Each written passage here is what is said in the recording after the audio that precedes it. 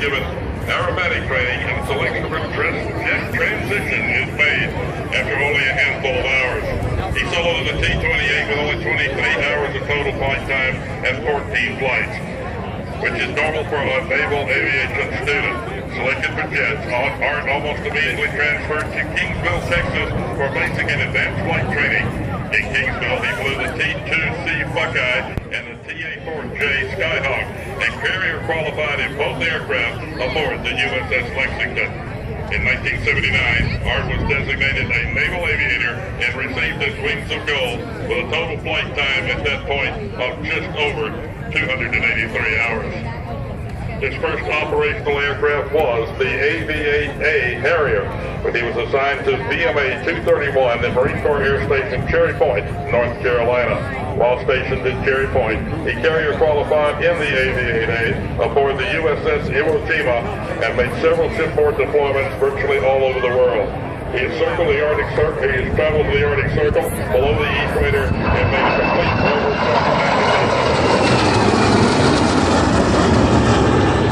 As he comes by at almost 300 knots at high speed now. Art made 2 complete global circumnavigations, reaching Beirut, Lebanon twice, once from the east and once from the west. While a training mission attached to the VMA 231, Art Harrier suffered a catastrophic engine failure near Richmond, Virginia. With little time to react, he essentially landed the Harrier engine out on a civilian airfield.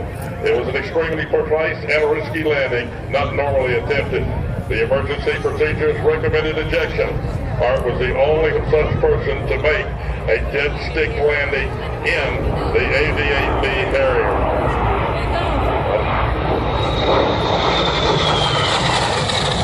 He was consequently awarded the Air Medal with a gold #1 for the act, with over 900 hours in the AV-8A and over 400 shipboard landings.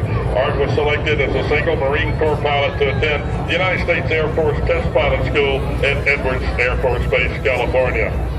1 Marine per year is sent to Edwards, and in 1985, that was Art. After graduation, the newly designated test pilot, Art was assigned to Naval Air Station Patuxent River in Maryland to join 3 other Marine Corps test pilots testing the new AV-8B Harrier II. As part of the small test team, he performed lots of test flying on the Harrier and in the A4M Skyhawk jet. His project test for the Harrier included high angle of attack departure resistance,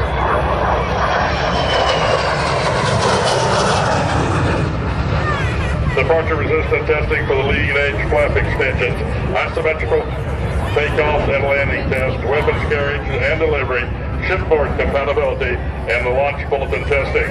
He performed the initial shipboard certification and flight test on the Italian and Spanish ski jump ships, performing the first ski jump takeoff in the AV-8B. Art continued to have good fortune as the engine restart testing, which was a very dangerous testing procedure where essentially in a single engine jet, the only engine was deliberately shut down, cooled for several minutes as the aircraft glided, and then restarted with sufficient altitude and airspeed. Besides gliding like a rock, there was also the possibility that the engine would not restart.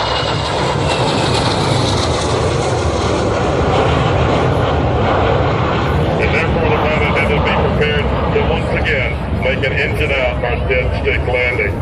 This requires a great deal of precision training to land the airplane engine out. If the engine fails to relight, the pilot then maneuvers for an optimum altitude and airspeed to increase the chances of a successful relight attempt and attempts another relight. If the attempt fails, the only option are to land on the dry lake bed at Edwards Air Force Base or EJ. The entire sequence happens over a matter of minutes. Art led the flight test efforts for several single-engine restart projects and was an instructor to other pilots performing the same test in the Skyhawk, the TMJ Skyhawk, and the AV-8B and the TAB, the 2-seat version of the Harrier.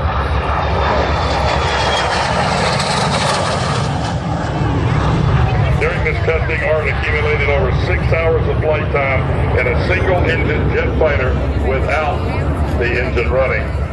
The space shuttle, that's probably the fastest glider training available. Art retired from the United States Marine Corps, started a real estate development company, Knowles Development and Investment, specializing in restoring and developing neglected areas of Washington, D.C., such as Anacostia and Southwest D.C.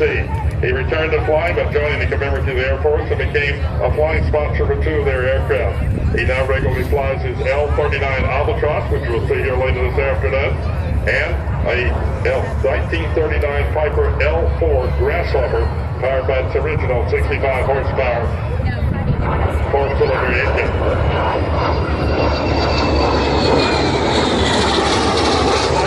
Approximately 65 different types of aircraft, models and series of military and civilian aircraft in addition to the Harrier. These include the B-52, the C-141, the C-130, the A-7, the A-37, the T-38, the F-4, the F-5, the F-15, and the F-16, and the F-A-18 Hornet. He was also the NATOPS qualified for special flight test in the backseat of the F-14 Tomcat. Art Knowles is a very experienced aviator, as it takes good hands to fly one of the most complicated single-engine jet fighters in the world today. At this time, Art is deploying his landing gear and slowing the aircraft down.